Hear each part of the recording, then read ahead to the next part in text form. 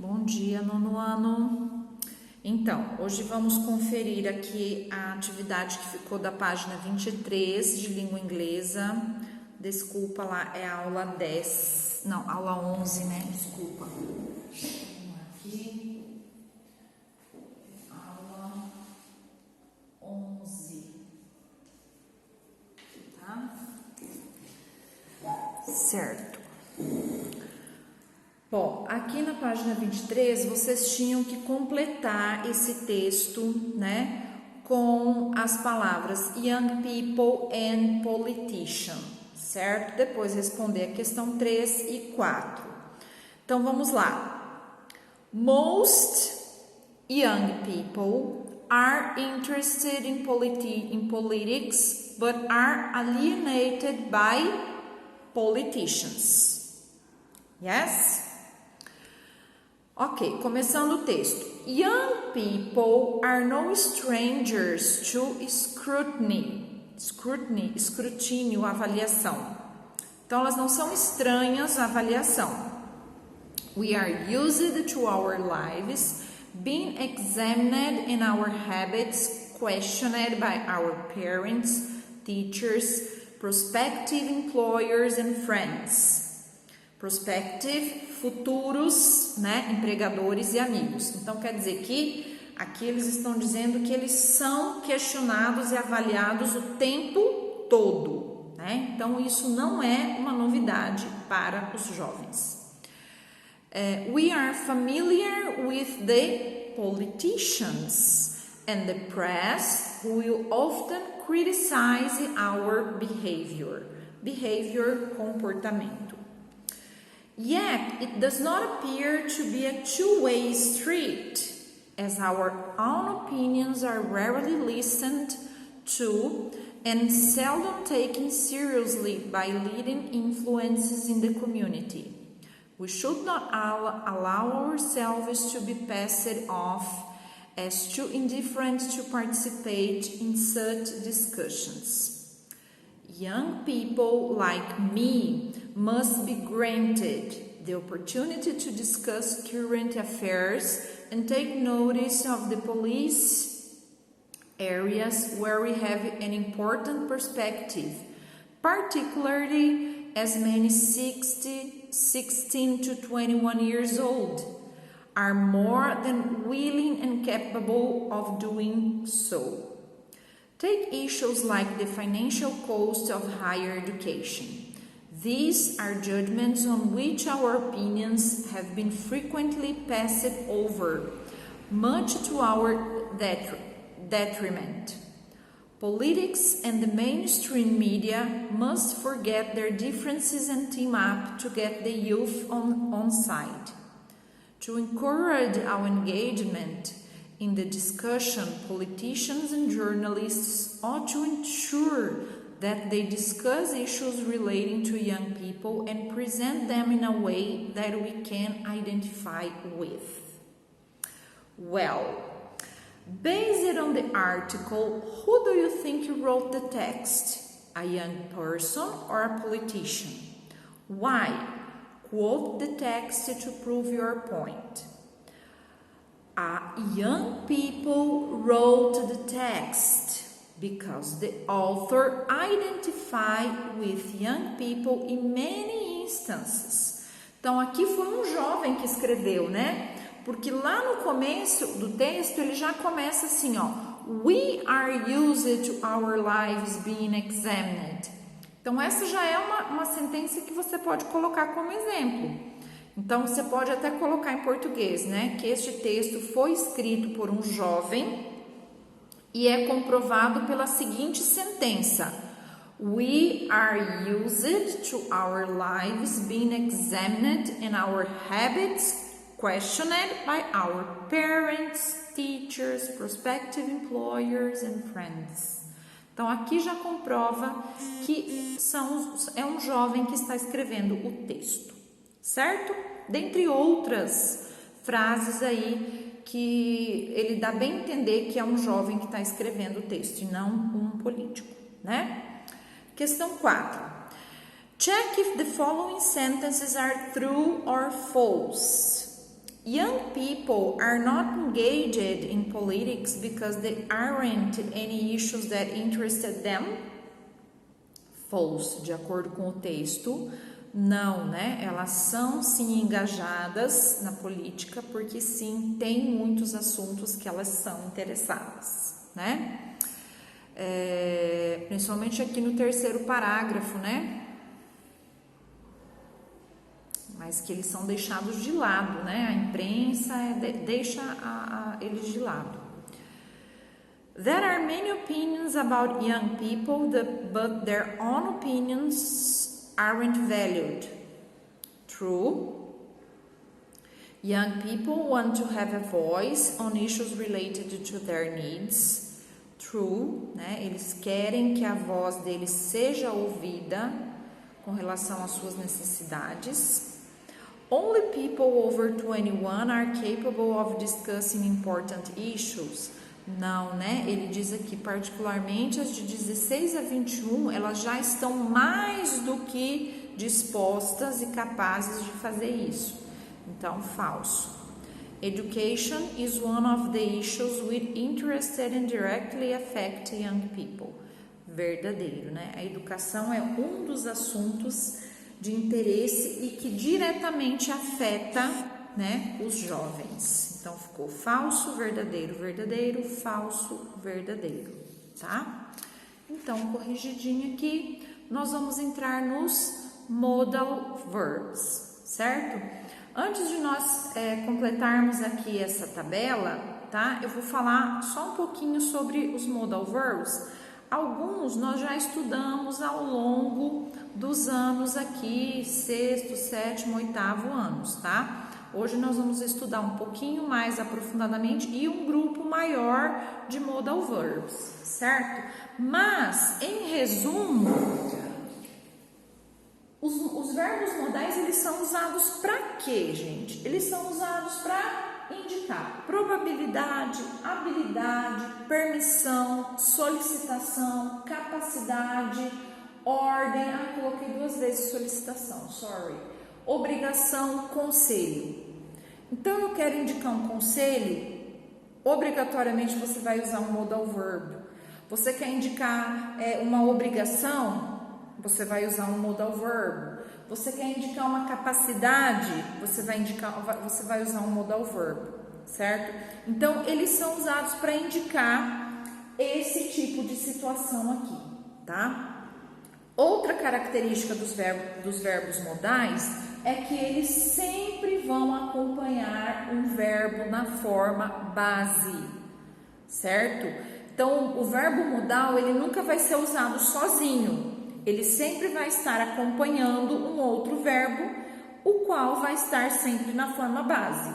Então, I can swim, she can play, I must study, they must eat, certo? Então, eu uso o modal verb e ele vai ser usado junto com outro verbo na forma base. Esse modal verb, a prof esqueceu de colocar aqui, ele não sofre alteração de terceira pessoa, de acréscimo de ed, de acréscimo de s, nada disso, tá? Ele é invariável. Então, eu uso esse modal para qualquer pessoa do discurso, tá? I, you, he, she, it, we, you, they, da mesma forma, tá? E não tem passado, não tem futuro, ele é um verbo só, ok? Então, aqui na página 24, nós temos lá algumas sentenças, tá? Que foram tiradas do Reading Time, e aí a gente vai completar o quadro, tá? Com o uso, com a indicação de cada modal. Qual que é a indicação de obrigação, qual que é a indicação de capacidade, de solicitação, tá bom? Então, lá nós temos: we should not allow ourselves to be passed off as too indifferent to participate in such discussions. Então, we should not allow. Nós não devemos permitir que nós sejamos, que é passed off mesmo? Não tem aqui, né? Tipo, que nós não sejamos passados para trás, que nós não sejamos deixados de lado, né? Nós não devemos permitir, ok? Então, nós temos aí o should not, ele está na forma negativa, a qual eu uso o not juntamente com o modal, tá? E o allow, que é o verbo que está sendo acompanhado do verbo modal, na sua forma base. O segundo exemplo, young people like me must be granted the opportunity to discuss current affairs. Must be granted, devem ser recebidas, devem agradecer a oportunidade de discutir, certo? Então, jovens como eu devem agradecer a oportunidade. Então, aqui eu tenho o must, tá? No sentido de dever, tá? E aí eu tenho o be na sua forma base, ok? Politicians and journalists ought to ensure that they discuss issues related to young people and present them in a way that we can identify with. Então, aqui nós temos o único modal verbo que é acompanhado de to, que é o ought to, que ele é digamos assim, um sinônimo de should, tá? Nós vamos ver que o should, ele vai ser usado para indicar um conselho, tá? Ele não indica uma obrigação, ele indica um conselho, e o ought to tem essa mesma pegada, tá? Então, ele é o único que tem o to que acompanha o modal. Mas o verbo, obviamente, continua na sua forma base, né? O verbo que acompanha esse modal, tá? Então, olha só, aqui no quadro, agora, acompanham aqui no quadro, o primeiro modal ali, ó, que indicates that something is obligatory or very important according to the speaker. É o must, certo? É o must. Ele indica que algo é obrigatório ou muito importante de acordo com o falante. Por exemplo, você tem impostos para pagar. So, you must pay your taxes. This is an important thing. Certo? Então, isso é uma coisa importante. You must do your homework. This is something important for you. É alguma coisa importante para você, certo? Você deve fazer. It's an obligation. Ok, você pode até não fazer, certo? But you must. Have to, nós já temos ali, ó. Have to e o must, eles caminham lado a lado. Indicate something is necessary or obligatory according to an authority, a law or rule. Então, o have to é você tem que, certo? Você tem que. Então, até você pode usar. You have to pay the taxes. Você tem que pagar os seus impostos, senão vão te cortar um monte de coisa, né? Vão cortar suas contas, vão fazer um monte de coisa.